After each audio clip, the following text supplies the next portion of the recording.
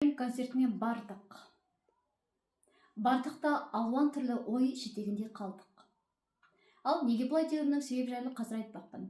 Сәкен Сейфуллин, қазақтың үш бәйтерек деп құрметтеп қастерлеп жүрген ардақты, аяулы, әдебиет мәдениетіміздің көшін бәленше ғасырға дейін, әлденеше ғасырға дейін алға жылжытып кеткен, қазақтың маңдайына біткен біртуар азаматты. Енді осы ұлы тұлғамыздың бірі жайлы фильм түсірілді десе, бәріміз бірдей қуанатынымыз бар. Ал бұл фильм бізге қуаныш сыйлай алды ма, сол жайында қазір айтатын боламын. Бүгін 7 тамыздан бастап фильмнің көрсетілімі жүре бастады, барлықтарыңыз білесіздер. Енді фильм-концерт бұл қазақ фильміндегі тұңғыш жанр. Яғни қазақ фильмінде фильм-концерттің қойылуы бұл бірінші рет. Яғни жанрлық жағынан Сәкен фильм-концерті қазақ фильмі тарихында жаңалық болды.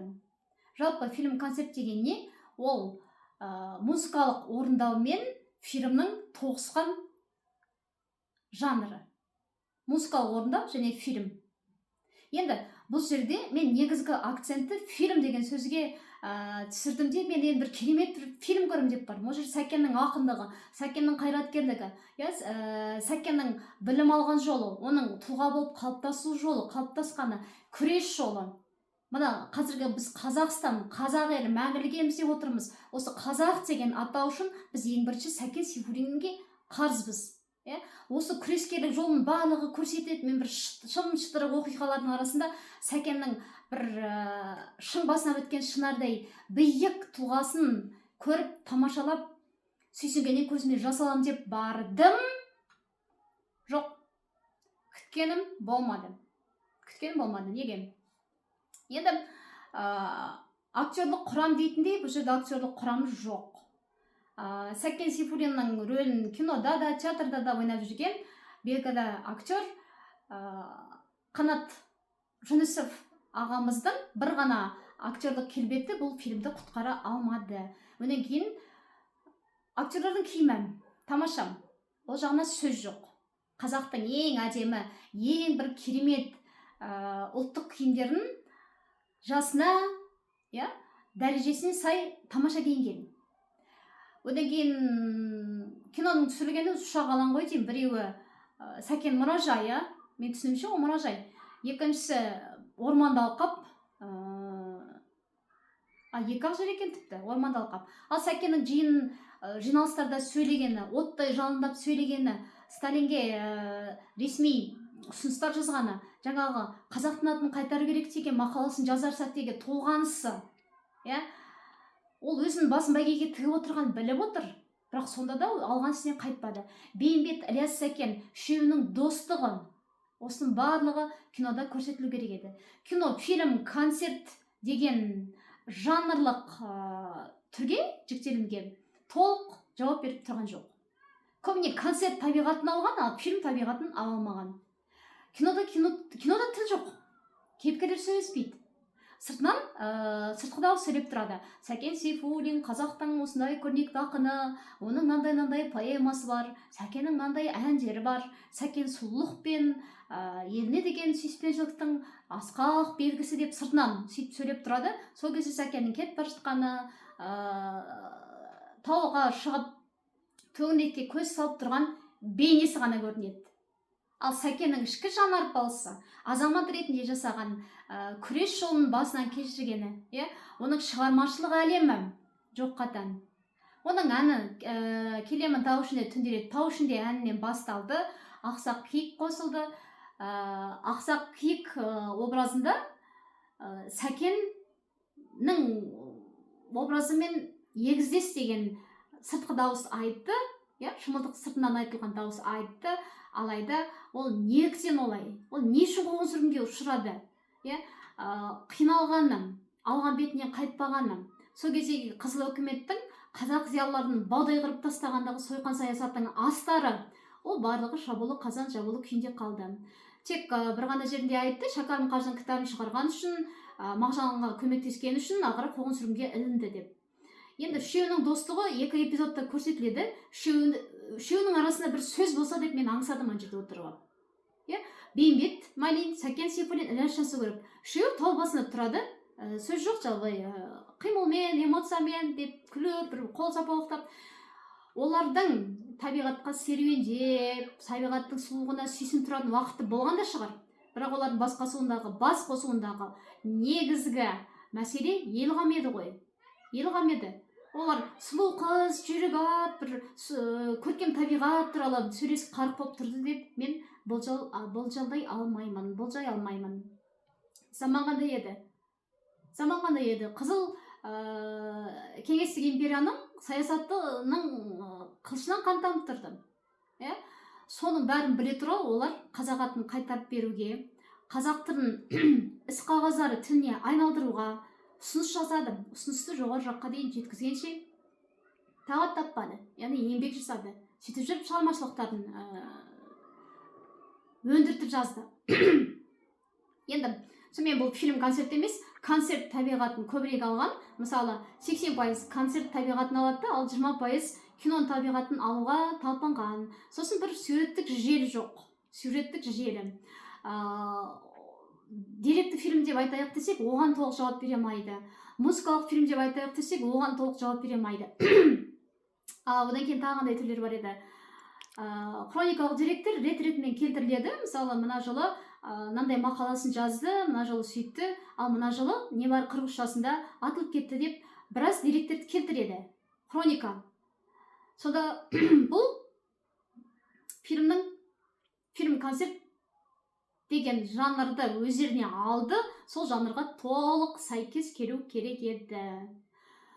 Сәкеннің атылатын жеріндегі монологы мысалы түк жанға әсерсіз, тыңдаған жанға әсерсіз, бір отты жалынды. Мысалы Мағжан Жұмабаев айтты, мен өлмеймін, менікідей өлмейді дейді. Надан адам өлім жоғын білмейді дейді. Сол сияқты Сәкеннің бір өлеңінен үзінді келтіріп, екі-ақ сөзбен сол жерде қызыл империяның, кеңестік империяның саясатының тым солайқа екенін, өзінің күндердің күні қазағымен қайта қауышатынына сенімдімін деген бір қысқа ғана монолог болса жарар еді. Онан кейін Бейімбет, Ілияс, Сәкен үшеуі тауда бір бас қосты. Бүйтіп арқа-жарқа болып бүйтіп керемет болып тұрды. Онан кейін дастархан басында үшеуі бас қосты. Өздері құйып, өздері ішіп отырды дегендей. Шындық емес. Өздері құйып, дәмнен өздері татып отырды. Енді бұл жерде де үшеуі мәз. Ілияс әлденен айтқан болады қимылмен, ал екеуі қол соғады. Сонда жүзерінде күлкі, шадыман. Мен айтар едім, 32-ші жыл аштық болды, 37-ші жылға дейін халықтың еңсесі әлі көтерілген жоқ. Міне 40-ші жылдың соғысы келе жатыр. Соғыс қаупінің бұлты үйіріліп тұр. Олар сол саяси, экономикалық, әлеуметтік, рухани, мәдени, тарихи кезеңдердің нақты өздері ішінде жүр. Қоғамның негізгі қозғаушы күші ол кездегі ақын жазушылар.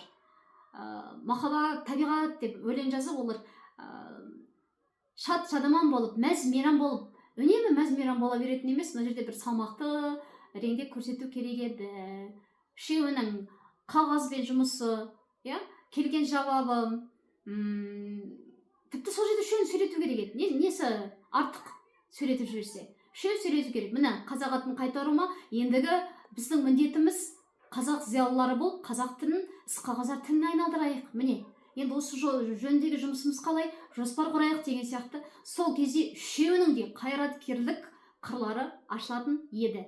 Ал енді дыбыссыз сыртынан сөйлеп тұр, олар сондай еді. Ілияс Жансүгіров мынандай ақын болды, оның күйші, дала, құлагер деген поэмалары бар дегеннен тек ақпарат алады, ал көркемдік эстетикалық тұрғыдан әсер жоқ. Тек ақпаратпен біз көрермендерді алдай алмаймыз, өзімізге қарата алмаймыз. Одан кейін біз залға кірдік, залда үлкен ат шаптырым кинозалда бір 10 шақты адамның қарасы көрінді. 10 шақты. Ешқандай эмоция жоқ, әркім телефон шұқылап, мен жан-жағыма қарап отырдым. Әркім өзінің телефон шұқылап, біреумен сөйлесіп, бей-жай отырды. Демек, бұл фильм бүгін бірінші көрсетілім оқырмандарын неге бей-жай қалдырды? Киім тамаша. Орманды алқаптан ақбоз атқа мініп, ар шапты, бер шапты, тамаша. әндер, Сәкеннің әндері, Сәкенге арнап шығарылған әндер айтылды, тамаша. Бірақ кино тілі болу керек еді. Сюжет үнемі жетіліп, динамикада тұратын сюжет. Оқиға басталды. Сәкен оқуын бітіріп келді, мысал үшін. Газетте жұмыс істеп жүр. Анандай мақала шығады. Сәкен ол мақалаға жауап береді. Киргиз Ол намыстанып өзінің тарихи атауы қазақ екенін айтып, бірде мақала жазып отырады. Ол мақала Мәскеудің деген мықтылардың назарына ілінеді. Ал қай жылы бізге қазақ автономиясы деген біздің тарихи атауымыз қазақ қайтарылып беріледі. Міне бұл жеңіс, бірақ бұл жеңіс сәтті Сәкен Сейфуллин көрді ме? Онан кейін ол мынандай поэма жазған, мынандай көптеген әндері бар, ол драматург, ол жазушы дейді, бірақ шығармашылық сәтінен көрініс жоқ. Мысалы, өлең жазу сәтті. Өлең жазу қалай? Қалай шабыттанды? Және Сәкен жалғыз емес, Бейімбет, Ілияс үшеу ғана ма? Жоқ, Сәкеннің басқа да замандастар болма, отбасы қайда? Оған шабыт беріп, бүкіл үйінің тұрмысының көшінің түзу болуына қолғабыс етіп отырған сүйген жары қайда? Мысалы, Тұрсынбек Кәкішевтің еңбектерінде Сәкеннің жеке өмірі туралы да керемет деректер келтіреді. Сәкен сүйген сулар деген несі бар, еңбегі бар. Сәкен танушылармен неге ақылдаспады, Сәкен танушылардың еңбектерін неге қарамады. Мен айтар едім, Тар жол тайға кешу романы Сәкен Сейфуллиннің. Содан инсценировка жасап, сол романның желісі негізінде түсірілсе, Сәкеннің бейнесі ашылып уақыт кететін еді деп ойлаймын. Бұл менің жеке ойым, жеке пікірім үшін жазғырмаңыздар. Мен көп нәрсені күттім. Қазақ фильмінде төңкеріс жасайды. Сәкеннің бейнесін қазаққа, одан кейін әлемге жар саламыз деп мен күттім. Күткенім,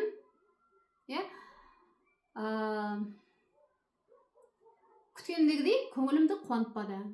Жарты кештеніп, құлазып, тек Сәкеннің әндерін тыңдап, тек Сәкенге арналған әндерді тыңдай беріп, біз Сәкен жайлы, оның көркем образы жайлы біле алмаймыз.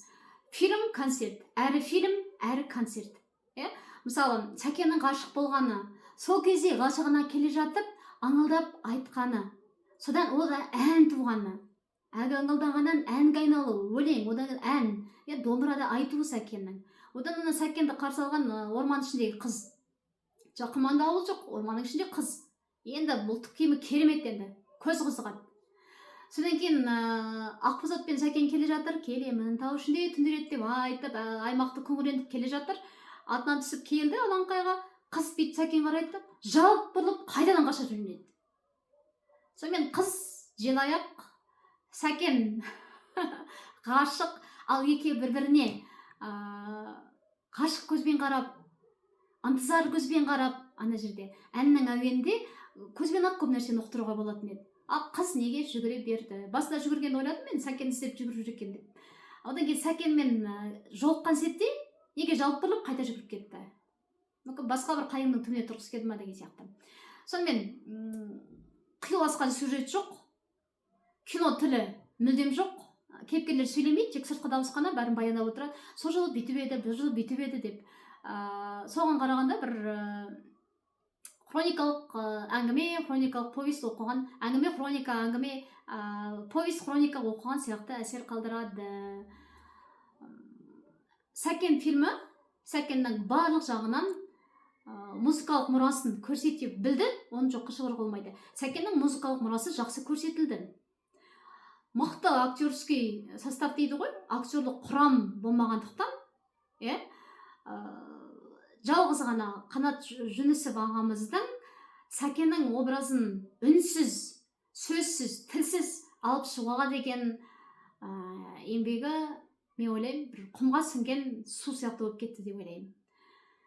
Сәкеннің өмір кезеңдерін тарихи кезеңдермен байланыстыра отырып, нақты тарихи деректермен байытып, егер деректі фильм ретінде ұсынса, байытып, сол сәтте туған музыканы сол сәтте қосып, мысалы 25-ші жылы ән дүниеге келді. Міне ән деген сияқты, Сәкен ғашығына қарап ән айтты, сол кезде тау ішінде әні орындалады.